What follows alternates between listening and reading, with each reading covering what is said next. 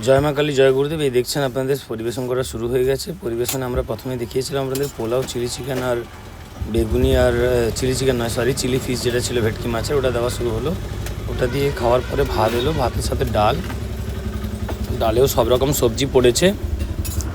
ডালের পরে এলো ফুলকপি আলুর রোস্ট। ফুলকপি আলুর রোস্টটা খেতে বেশ ভালো লাগে, সবার ফিডব্যাক সেটাই, সবার রিকোয়ারমেন্ট সেটাই, যেহেতু আমাদের রেস্টুরেন্টের থালিতে খেয়েছিলেন। সাথে ছিল সর্ষে কাতলা। মাছের সাইজ দেখেছেন, যেমন আমরা বলি 100 গ্রাম সাইজ। 100 গ্রাম সাইজ মানে কেজিতে 8 পিস কাটা হয়, ঠিক আছে। সর্ষে কাতলার মানে মেনলি যেটা গেস্টদের ফিডব্যাক, যে সর্ষে কাতলার মাছের টেস্ট যেরকম, মাছের গ্রেভিটার টেস্টও সেরকম। গ্রেভি দিয়েই মানে এক থালা ভাত খাওয়াবে, গ্রেভির টেস্টটা এরকম, মানে গেস্ট যেটা বলেন, আমি নিজের বড়াই করছি না। মাছের পিসটা আপনারা দেখেছেন, আপনাদের সামনে তুলে ধরেছি ভিডিওর মাধ্যমে।